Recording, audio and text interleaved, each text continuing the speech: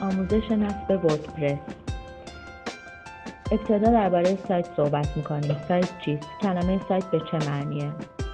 سایت در لغت به معنی مکانه و در دنیای مجازی یعنی مکانی که به شما اجازه میده که در اون فعالیت کنید. سایت مثل یک مغازه است که از قسمت‌های مختلفی تشکیل شده مثل زمان، مکان، دکوراسیون و متراژ. و حالا ببینیم مسائل چه ارتباطی به سایت دارن. شما با خرید یک دامنه میتونید اسم و آدرس سایت خودتون رو مشخص کنید مثل .org، .ir و .com و همچنین یک مکان برای سایت مشخص میشه که حکم سرور یا هاست رو داره و برای خرید هاست باید عملکردها و امنیت اون رو در نظر بگیرید. متراژ مغازه که حکم همون فضای هاست رو داره که شما انتخاب میکنید. همونطور که یک مغازه فضای زیادی میخواد، سایت بزرگ هم هاست بیشتری میخواد. پس بهتر قبل از خرید هاست به اهداف و نوع سایت توجه کنید و خرید مناسبی را انجام بدید. دکوراسیون داخلی. دکوراسیون در اینجا حکم سیستم مدیریت محتوا یا CMS رو داره.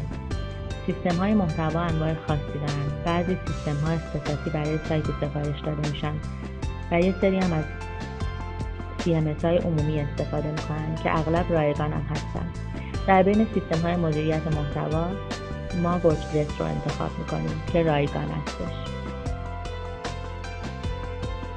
انتخاب سایت مناسب جهت خرید هاست و دامنه ساخت کاربردی در سایت مورد نظر.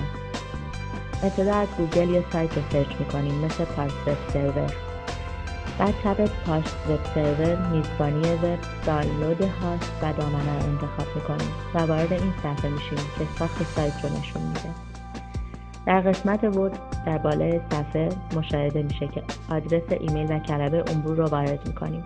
به این ترتیب صفحه مراحل ثبت نام رو برامون باز میکنه که شامل اطلاعاتی مثل نام خانوادگی، آدرس و اطلاعات شخصیه. بعد از وارد کردن اطلاعات روی کلید ثبت نام کلیک میکنیم و به مرحله بعد میریم.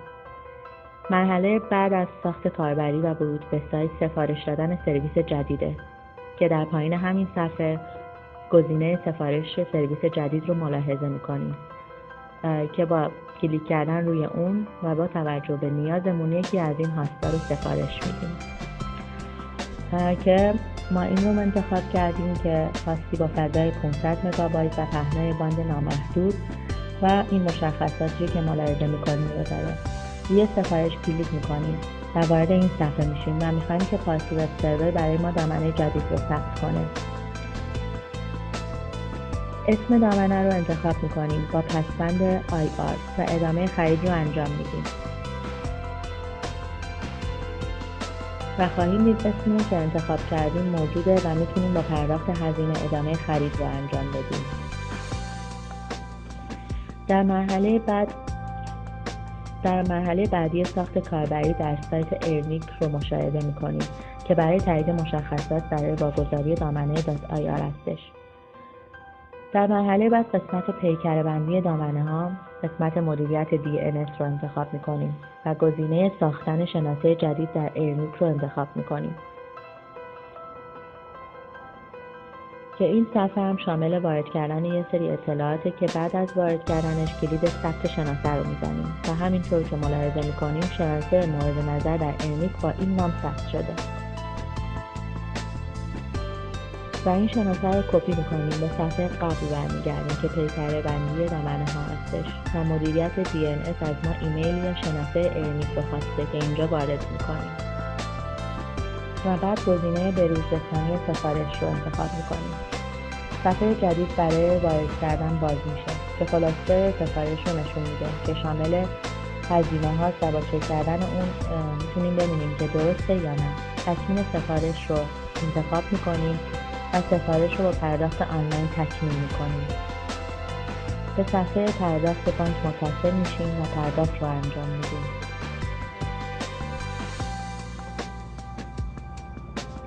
سپس به پارس وب سرور برمیگردیم. در ناحیه کاربری روی دامنه‌های من کلیک میکنیم و وضعیت فعال دامنمون رو میبینیم و همچنین وضعیت فعال هاستمون رو مشاهده میکنیم.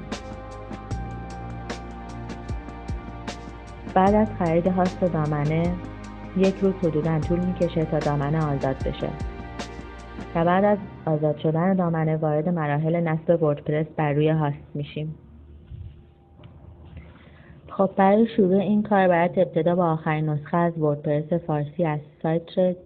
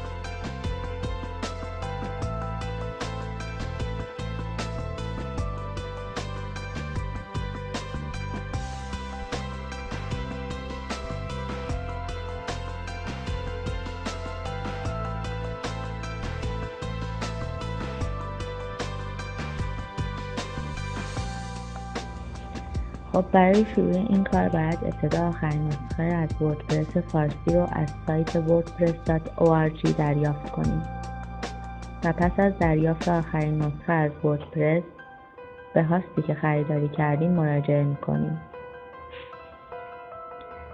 ابتدا باید وارد cPanel بشیم و به جعبه فایلز مراجعه کنیم و بر روی گزینه فایل منیجر کلیک کنیم تا وارد اون بشیم. به صفحه پارس وب سرور برمیگردیم و در قسمت سرویس های فعال ورود به cPanel رو میزنیم. آیکون فایل منیجر رو کلیک میکنیم و گزینه گو رو انتخاب میکنیم. در حال حاضر وارد بخشی شدیم که میتونیم وردپرس رو روی اون بارگذاری کنیم. در اینجا در ستون سمت چپ مسیرها رو مشاهده میکنیم. همونطور که ملاحظه میکنیم ما در مسیر پابلیک HTML هستیم و باید فایل وردپرس خود رو در اینجا آپلود کنیم و بر روی گزینه آپلود کلیک کنیم.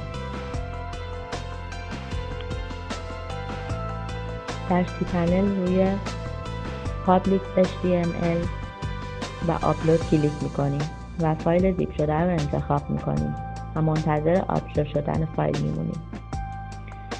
فایل وردپرس به صورت زیپه و بعد از حالت فشرده خارج بشه. برای این کار از منوی بالا اکستراکت رو انتخاب میکنیم و فایل رو از حالت فشرده خارج میکنیم. سپس اطلاعات داخل پوشه وردپرس رو به صفحه اصلی هاست یعنی پابلیک HTML منتقل میکنیم.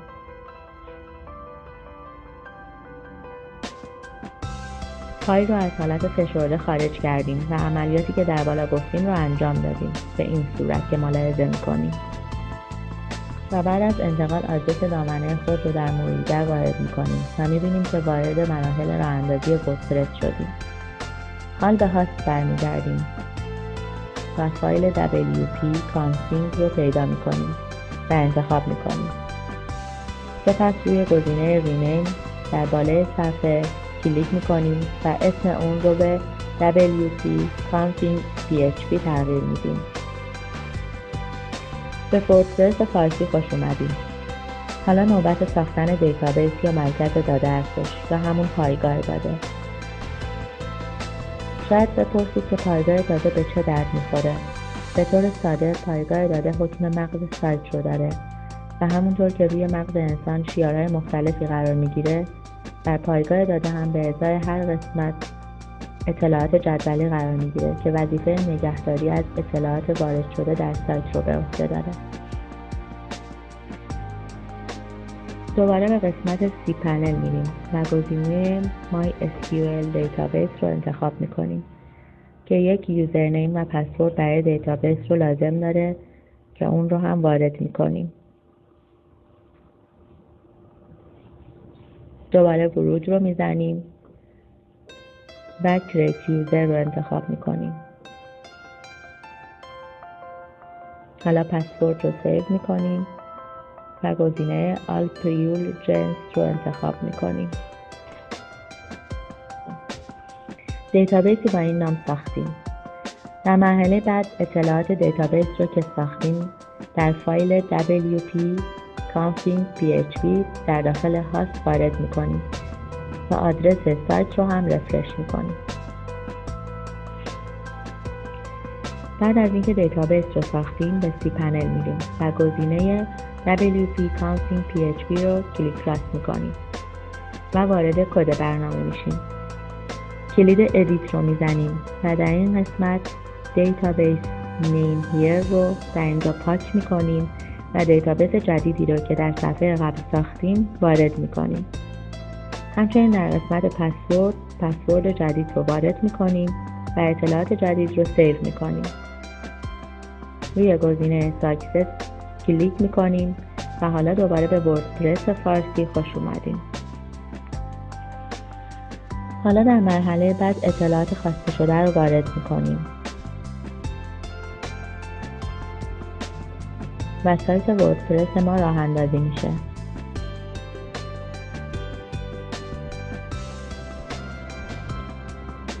حالا با زدن گزینه ورود میتونیم به پنل مدیریتی ورود وردپرس خود وارد بشیم.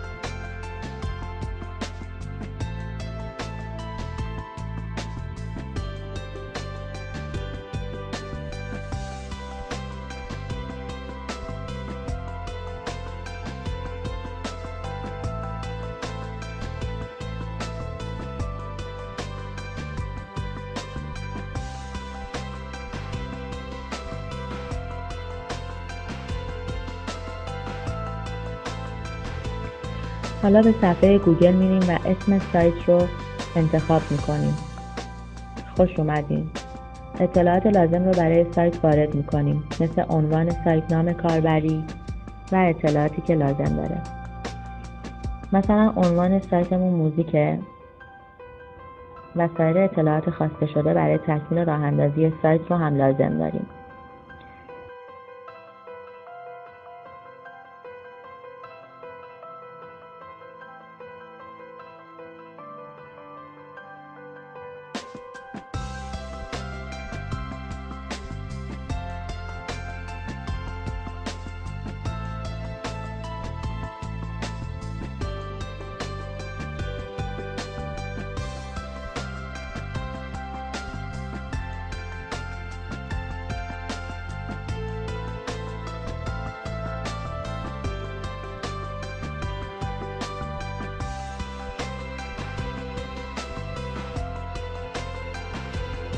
به مرحله ورود رسیدیم.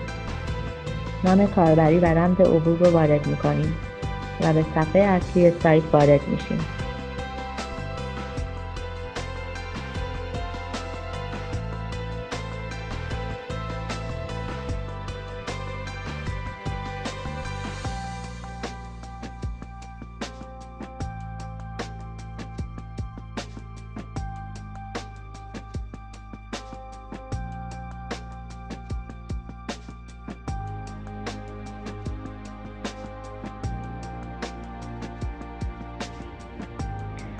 حالا برای گذاشتن مطلبی در سایت به این روش عمل می‌کنیم.